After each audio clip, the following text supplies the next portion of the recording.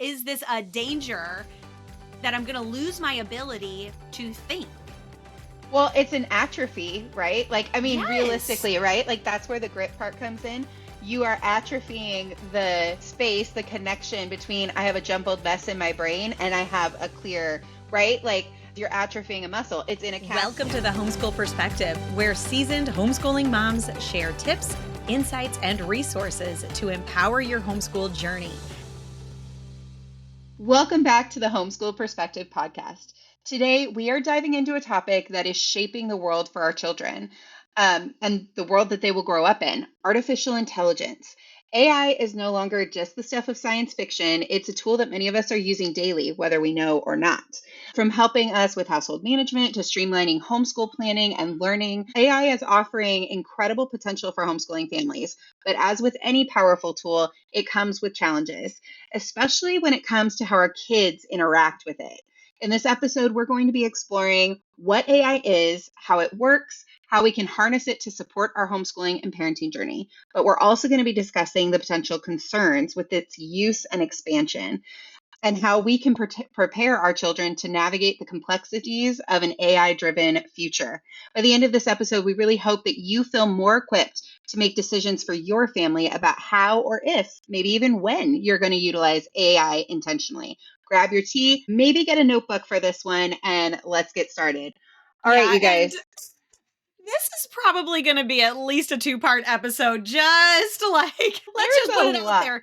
There's so much out there with this topic. So, I know. Well, I first, you guys know me, data. I really want to define what AI is because we're hearing it constantly. And I feel like all the things being created with AI, it's kind of hard to distinguish what is AI and what isn't. So, does anybody have like a definition? I actually pulled one up on Britannica because I was let's like, go with yours. okay, because I'm like, it was I didn't do interesting. that. Well, it was interesting though, because No. everyone who's creating AI has their own definition of what AI is, which in and of itself, I think is really problematic. But Britannica has a very long definition. We're just going to do the first part here. It is the ability of a digital computer or computer controlled robot to perform tasks commonly associated with intelligent beings. Other things I've seen from this is that it's something that can learn, right? It can learn from us. So I just want to make sure we have like an idea in general. What are your guys', when you hear AI, what is your first thought? What jumps out to you right away? You know, I think it's so interesting how much AI has been a part of our lives for a lot longer than what a lot of people think. Mm-hmm. They've been working on, like, AI has been a part of life for a really long time, but now we're getting more and more buzz about it. I don't know. That's just something that, like, I've been thinking about lately, is like just the different ways that it's been integrated and used over the past couple decades, I now. think it is like both one of the most exciting and terrifying things about being a parent right now. Mm-hmm. I love what it does where it makes our lives easier and the innovations that have allowed us to have fewer accidents. Like I love my little light that lets me know that a car is too close to my rear bumper in my car so that, we can adjust like little things like that. That's fantastic. I really like we had for a little while a robot vacuum thing that just went back and charged itself and then came out, and I would put it on at night and I would come out and my floor would be clean in the morning, and it was awesome. I haven't replaced it because it drives the cat nuts, but it was fun, right? Like those are things that are great. But as a mom, I see a whole nother level of fear out there because it's not just people predators that my kids have to worry about. Mm. It's falling prey to AI and false information and learning how to discern what is a real opportunity and what is a scam, and to a whole new level from what I had to do when I was their age. And so as their mom, I'm responsible for helping them cultivate that discernment to use these tools. And I'm having to learn it in my 40s so that I can help them learn how to use it responsibly. And that is just like whole next level parenting in my book. Mm. Yeah. I hear you. I think that, yes, the discernment and teaching them all those skills is a huge part of AI, but I also think there's cultural stuff that's happening in general that causes that to be a need in general. When I'm looking specifically at AI, I'm really concerned about the lack of struggle. So, when my car beeps at me and tells me to do something, I immediately rebel against that. I actually hate that feature. I deeply You hate know, that you can feature. turn that I'm like, off. I will. No, no, I didn't. I almost have to not do what it's telling. I'm like, do not tell me what to do in any circumstance. Don't tell me what to do. But being able to vacuum and mop my floors while I sleep, yes, yes. All the yes, I appreciate and I love that. But those kinds of things, which I am so eager and excited to utilize and grateful for, are the things where I get concerned that if we remove all of the, the struggle, because that's one of the things that our kids are really struggling with in general culturally, is Mhm. that they don't have the grit to move forward through things. They get really overwhelmed. There's a lot of anxiety. And I think that struggle is something that is so hard as a parent to let our kids experience, but is so crucial for their character and personal development. And so I think that's something to keep an eye on too, as much as I'm enjoying aspects of AI and implementing aspects of AI. When it comes to my kids, I want to make sure that it's not becoming something that prevents them from ever feeling discomfort or having to Well, work and hard at something. that's why parenting is so important. We don't allow Hmm. our kids to learn shortcuts until they've mastered the long way. So, we don't use simple solutions for cleaning the house or cooking or anything until we've learned how to do it the right way. We've read the books on the chemistry of cooking. We've cleaned the kitchen ourselves. Even though we had a dishwasher, we taught our kids how to wash dishes and they did it until they could do it well. And now we can use the dishwasher. And people are like, "You're such a mean mom." And I'm like, "Okay, but when the power goes out, my kids are going to survive." And we live in an area where the power has gone out a lot. And I'm so thankful that my kids know how to start a fire and cook over the fire in our cast iron Dutch oven and all those kinds of things. And we're not reliant on technology for all of it. But at the same time, I want them to be prepared to enter the workforce and be able to do all the things. And would I love for them to be able to know how to code? Yes. But if they can't, can they use an AI tool to write code to solve a problem on a website? Absolutely. So I feel like there are situations where we are using it as a resource, just like I would the library. And using a card catalog at the library to figure out where your book is placed, right? Learning the Dewey Decimal System. These are steps that our kids had to go through before we let them use the computers to find the books and before we let them download books and things like that to their Kindles. They had to go to the library and learn how to research. Now they get to do it the easier way. I never taught my kids to do Yeah, I anything didn't the do hard that. way. Now, Don't see, make me so hard. Oh, never. I I'm wanted like, them to I learn went to all the Dewey that. Decimal System. I was like, that thing's gone. I know. I No, think that's because how do they antiquated. organize the books and how do they I mean, categorize it? Do they have to woohoo, I memorize it? guess. No. But do they need to learn how to look up information in ways that might not be natural to them? Absolutely. Fair. Right? Like, Okay. this is I guess, important, yeah. and they need to be exposed to it and understand where it comes from, because if you understand the roots and the origin of something, and then the development of it, it helps you develop things from the How root long or are the you origin. I'm sorry. How long are you spending teaching them the Dewey Decimal System? We just went to the library, we spent a week there looking things up, and we made it like a scavenger hunt, and it was Because my fun. kids my kids just Find go this talk to book, the use this librarian. system. I If they know. can't find No. like, if they can't find something, they just go like, well, my kids are, homeschool kids, and they're just like, "Excuse me, where are your books on Greek mythology?" And they're like, "They're right." And they just love it because the kid's talking to an adult in the library, and they're like, "Oh, well, they're over here," See, you know? we do Librarian is that like a family now. friend at this point. Yes, that's true. You have mentioned that before, Allie. You Yes. have a close, Librarian was the first person to hold our preemie baby after his birth. After, Oh. like, outside of our family. That's how close we are to our librarians. So, I'm not mean, but we do spend a week learning our way around the library and learning how to find things. putting that on my Because as I list. tell them, if you know how to find information, you are unstoppable in life. No, And then I we do go Okay. agree to the with that. internet and we do That it the same way. that's And true. we don't use the AI Google results because, oh my goodness, so wrong. I had them Mhm. Uh-huh. Google recipes and then tell me why they wouldn't work based on the AI results because they've learned the chemistry of cooking. And so they learn this. And now we go, okay, so we know that these books are trustworthy. Why are these books trustworthy? Because not all books are. A lot of them are written from a heavily agendized place. So, what made these books trustworthy? Now apply that to a website I love that because before AI gives you the answer. Well, you books are have the being written by benefit. AI now too. Well, that's true. But Lisa, you have the benefit of having older kids and Hmm. having kids like you've done high school. You've done the chemistry of cooking. Like I love Yeah, that. we've Like got I 3 grads. yeah, I mean I've taught my kids to cook and we're working through all of that and so maybe one day they'll understand that that's chemistry of cooking. You know what I mean? Like maybe once we've done chemistry and cooking, you know what I mean? We'll get there, but I love that. Like, listen, when ChatGPT came out, I dove in and used it for, I mean, you guys know. You two know, but everybody else, let me tell you. I dove in and I used it for everything. I mean, I was using it to write, I was using it for like recipe ideas. Like I didn't follow exactly like the recipe it gave me, but like I got ideas, which is how I cook anyway. But because I learned the chemistry of cooking, right? And I used it to write my schedule and to give my homeschool, like ideas or units or ways of scheduling things or curriculum ideas. Like I used it for business. I used it for everything. And I still use it a lot. But if I didn't have a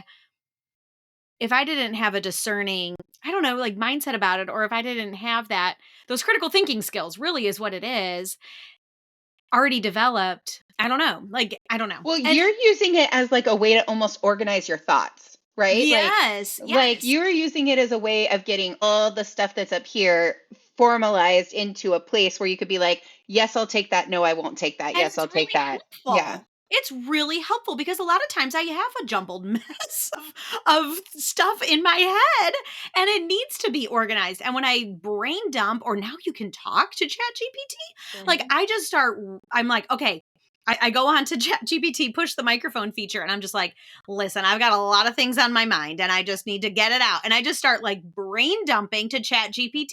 And then I say, can you organize this for me?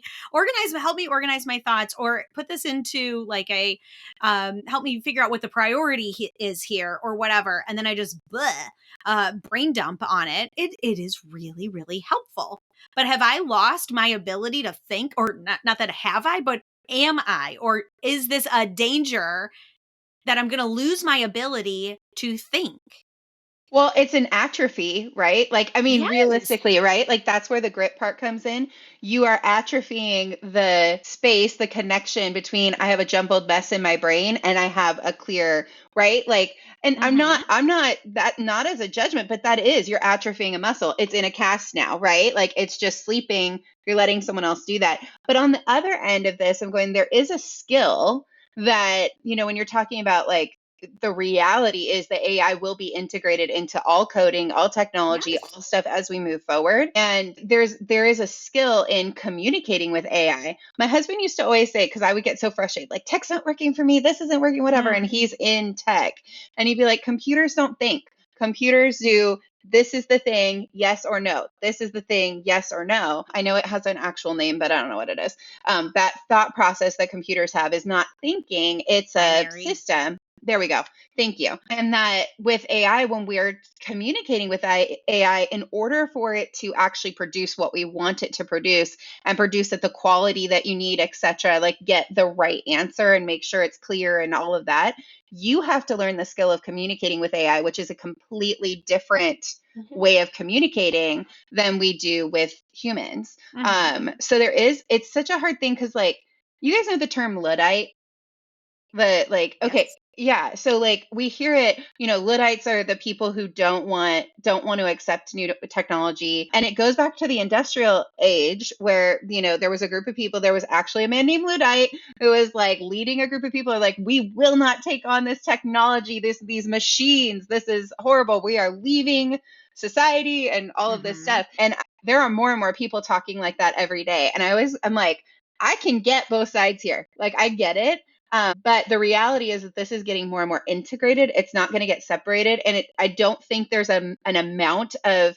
there isn't like a critical mass of Luddite people that is going to stop the Absolutely. acceleration of the use of AI. So it's like, okay, I don't want it to atrophy those critical thinking skills, right? I don't want it to atrophy my ability to function without it. But we also know that this is coming, that this is a freight train, it's going to keep going. And there is a skill set that will set you apart and, set you up, like you were saying with coding, to be able to use it for coding. There's a skill set that will set you apart if you can master that type of communication. So I'm like, when I'm looking at homeschooling my kids in AI, I'm going, okay, it's got, at some point it has to enter the conversation because I want them to be able to utilize it effectively and learn this skill, but I absolutely don't want it to atrophy the skills where if, the grid goes down, they don't know what to do next. Well, like for instance, math equations, right? We are learning Celsius and Fahrenheit right now. So I'll say cook it at 180 Celsius and they have to convert it to Fahrenheit. And I'll do it the other way around. And my one kid, thinking he's super smart, asks the Echo Dot, right? And I'm like, no, no, no. You can't cheat. You have to know how to do it yourself. Like, this is a you thing. You need to know the answer to this. And they're like, what do you mean? And I'm like, it's a math problem. You need to do the math problem. And so even Celsius to Fahrenheit with the weather, learn the equations. And the same like I said with the Dewey Decimal System, it wasn't about them knowing something that's going to be antiquated. It's understanding the process. A human being had to sit down and figure out how to organize mass amounts of knowledge in a way that makes sense and categorize it. Right? Yeah. Yeah. That's almost magical. I mean, it's beautiful that they could bring order to that chaos, and we have to Mm-hmm. learn how to do that. Can we ask ChatGPT how to do that? Absolutely. But you know what? All of their answers are going to be sourced from people's ingenuity because they can only take the data that they can scrape from the internet. Mm-hmm. And so now you get into plagiarism and intellectual property theft and all of these issues. So I want my kids to be able to come at this and know how to think, know how to innovate, know how to creatively problem solve before they ever ask AI. Once they know it themselves, just like washing the dishes or cleaning the bathroom, then they can use tools that make it easier. But learn it the hard way first. And this is where as parents, we don't get the luxury that our parents had of not learning what's new and up to date, right? I Yeah. remember like helping my aunt on vacation every year when she got a new cell phone, figuring out how to use it and things like that. And I always feel really old when I have to ask my kids if my phone can handle something or do something for me. And but at the same time, I have to stay ahead of the curve with this kind of thing because I have to be able to teach them to use it responsibly. I don't get the Mm-hmm. luxury of becoming old and letting this be the next generation's technology. Let me ask you guys, how do you do this yourself? Because I see myself slipping into like, I know how to write a paper, for example. Like, I know how to structure a paper. So I'm going to say to Chat GPT, like, if I have to write something, I need, this paragraph to be about this, or whatever. Like, I'll go through the outline or whatever. That's how I would write a paper nowadays after I've learned how to write a proper narrative or a proper narration, or structure an essay or whatever it is. But how are you guys as adults who have learned things the hard way using AI in a way that still hones those skills and keeps you from atrophying? You know what? When you were saying Celsius to Fahrenheit, we have been baking on Tuesday afternoons. That's become like a thing. And I literally go, wait, how many tablespoons are in a cup? I ask our Google Home to I answer do that for too. me. I mean, that's why I'm I'm asking because like, I I'm do these already, things. I'm like, no, I'm going, no, I can't. I don't think I can anymore. I like Gallon Man. No, realistically, I'm like, yeah, I've atrophied that and I'm modeling that for my kids. And that's probably something I'll need to work on. But at the same time, there's other areas where, we're actually stopping our math curriculum right now completely. And we are going to drill multiplication for a couple of weeks because, our math curriculum does it and they've been doing it. But I know that if they can drill it and really get it deep, deep, deep down, that everything's going to go so much faster. And I never did as a kid. That was when I fell off the boat, like math wise, because it just never fully got deep down. And it always felt like a struggle. And so it took me a really long time to get back on track with math. So I'm like, okay, I'm doing it well in these areas, not doing it so well in these Yeah. areas. Yeah. Like math and that, we read tons and tons of books. I read tons and tons of books. One of the ways I'll use AI, I'm still working on regulating my nervous system, which is a whole nother conversation. But what Yeah. that translates to as far as using AI is when I'm writing an email that is got me a little worked up, right? Or like, having to respond to something, Mhm. I write what I want to write. And then I'm like, please make this sound professional, clear, whatever it is, and get it polished that way. That's something that I use it for. But I'm not stopping working on my nervous system so that I can do that. So, gosh, it's hard. I do a lot of copywriting professionally, and I will use it to identify any instances of active and passive voice contradictions. So like I'll start in active Mm, voice, but like slide into to passive voice occasionally. And used to be I would wait 24 hours and then reread my copy and it would jump out at me because when you're fresh writing it. But now I can edit almost lifetime because I can feed the copy for the page to ChatGPT and say, "Hey, highlight any passive voice for me."